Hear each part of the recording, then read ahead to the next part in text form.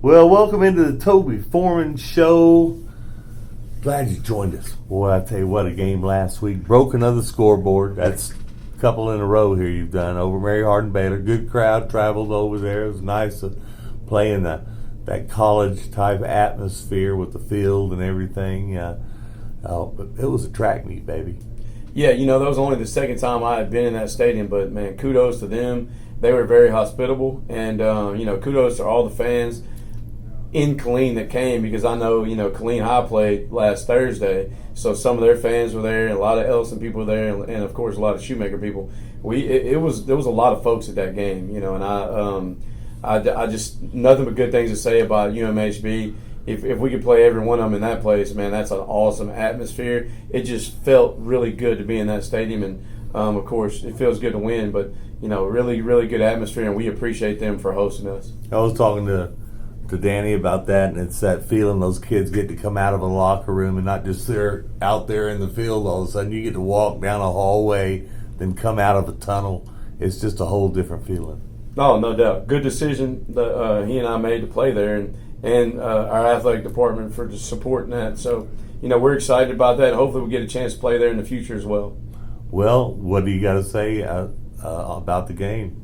I know you have comments to make. I talked to you after the game, and you held back a few of them then. Yeah, we still got a lot of improvement to do. But I've said this all year. This is a good year for us to have 4 non-district games in a scrimmage, and that runs out after Thursday night here against University. So we've got to clean up some special teams errors and some defensive errors and some offensive errors. All 3 phases. We had 3 turnovers for the second game in a row, and that's not acceptable. You look at the scoreboard and you say, well, they scored 67 points, but, in reality, we fumbled inside the 15-yard line. We threw an interception in the end zone. That's 2 more touchdowns. I'm not saying that it should have been this way, but we probably should have scored 81 points, And I know that sounds crazy because it's such a big number, but you look at it and you have those. If you don't have those 2 turnovers, with another turnover late in the game, I think it was early 4th or late 3rd, back on our end, which gave them actually some points. Those are things that matter down the stretch. And when you play teams that do the little bitty things, those turnovers are going to kill you. And so we've got to clean that up. We've done a lot more ball security this week.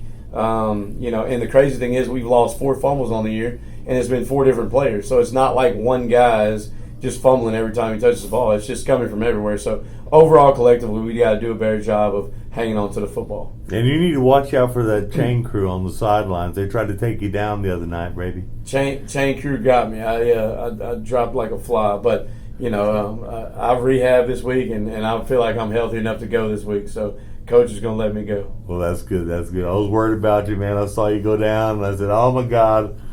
That flu done got him, and come to find out it was a chain crew. But I scolded them after the game. So that's fun. But anyway, of course, you don't have much time. You drive back over here, and you break out the game film, or as they say, huddle now. You get out the huddle, and you look at your next opponent, and another tough one. No, on a short week, we got Waco U's playing some ball. Undefeated University. They just knocked off last week on a Thursday. They knocked off 2-time 4A Division I and Division II back-to-back state champion China Springs. So, and they handled them pretty good. The score was 31-21, but it could have been a lot worse. And they are 100% led by number 1 London Smith on the offense side of the ball, Savoy Nichols quarterback. On the defense side of the ball, Devontre Kirkland and Joaquin Martinez. But they got a whole lot of talent on that team. On defense, they do some things that are difficult. We haven't seen a whole lot of their style of defense, their scheme, and so that'll take a little bit of getting used to. And it's a short week. We only really have 2 days of contact padded practice this week, and then Wednesday is more or less walkthrough, cleaning up stuff. But we've not been able to install a whole lot of new things, so we just got to continue to get better at what we do. But I do expect another tough game. We played some, even though the scores have been a little crazy, with how high they are in some of these games. And then we had a low-scoring game against Round Rock. But this will be a fight till the end. They're talented and all over the field, and I think we got a lot of talent in a lot of different spots, and they're very well coached. They don't turn the ball over a whole lot, and they really play pretty good. They force a lot of turnovers on defense. So we've got to be on point early and often in this game, and it's going to be a 48-minute ball game. Yeah, and it's homecoming, too. You got that going on. It's interesting to have a game on a Thursday, then the dance on Saturday, so you don't have to worry about all that stuff. Friday, they can do their homecoming stuff, but Thursday, of course, homecoming festivities. But out at Searles Stadium, it's going to be a little different. Yeah, this is our second year in a row of having homecoming at Searles, but I will tell you, the good thing about it, we've already knocked out, senior night, parent night. We've already knocked out homecoming this week. We'll knock that out. That way, you have less distractions going in the district. This is also a grading period week where the grades are due, so it's been a whole lot of everything this week. We've got a variety. There's been a lot of distractions. Somehow we got to get it together on, for about 3 hours on Thursday evening and play our best football. And that's what we've been working towards. I feel like we had a good week of practice on both sides of the ball and special teams. And so, like I said, we're excited about this opportunity. I know this was a late scheduled game between us and University, and we're excited about this opportunity. Boy, this is a duel of quarterbacks last week, and your quarterback ends up winning. Yeah, man, he's having a year. He is, and we run two quarterbacks, and both of them did a great job. But Ty got a majority of the snaps last week, and I'm proud of both those guys. They've competed, and they continue to compete week in and week out. It's fun to watch. It makes practice more exciting because they're both trying to get playing time, and that's what makes you better. And this is what's going to happen for these guys at the collegiate level. They're both going to be playing college football somewhere. So, like I said, they're getting a little taste of what it's going to be like at the next level. But, yeah, you're right. Ty had a really good game the other day and put up a lot of numbers. And then, Malachi, when he got in, he took advantage of his opportunity. So I'm proud of both those guys as well as other guys on our team. I mean, Brandon Brown just continues to score points. And, another guy, Jamal Polite, had a really good game the other day. He came in probably about 30% of the snaps, but he was very effective. Every time he touched the ball, he ended up with a big first down, almost a touchdown. We also had a right guard. It was his first start, young man by the last name of Sparkman.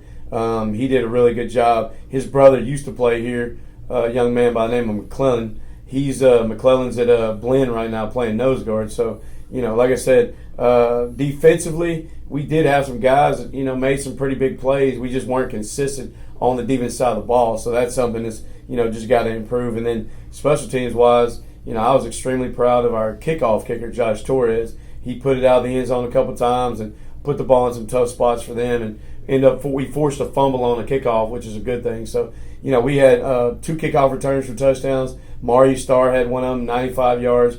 Brandon Brown had another one, 96 yards. So, we got a lot of weapons, and when we're clicking, we're clicking. We just got to be more consistent and click more often. And you're doing everything the same way. I love it. Yeah, it's the program's established. I mean, we'll tweak things here or there, but the coaching staff knows the expectations. The freshmen and JVs know the expectations. That's another thing I want to bring up is, our freshmen are undefeated, and we've had just met 2 of them at the door. That's right. We've had Elijah one said they're going to be superstars. I think they're going to be good players. But we're 2-0-1, I believe. But we beat an undefeated Ellison freshman team, and then we kind of really got after a Round Rock freshman team, and then we tied Lake Travis. So I mean that's saying a lot. It really is, because that's an established program, state ranked every year. They know who their kids are when they're probably 4th grade, so they can start working with them when they're 6th graders. So that makes a big difference. But we're excited about what the future brings. The JV last week. We beat Ellison. I can't remember. I think it was like 30-22. That was a big, crosstown rival win. Our freshman B team beat Brenham's freshman B team. I mean, so we've had a really, really good run here of sub-varsity teams. Our varsities, doing what they're supposed to be doing. So at all levels, I'm extremely proud of all our guys and excited to see about what the rest of the season holds. Well, of course, getting ready for kickoff here tonight at the Searles Stadium. Give me that final thought before I run on the field.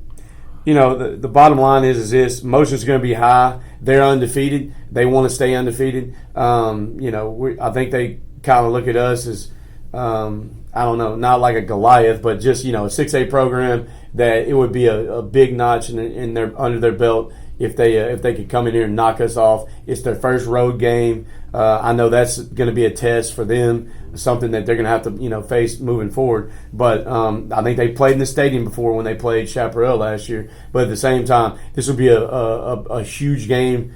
We've got to do the little bitty things right. Can't turn the ball over. No pre-snap penalties. Got to fly the football. If we'll do that, we'll have a good opportunity to win this ball game. All right. Good luck, Bubby. Thank you, Dan, and as always, go Gray Wolves.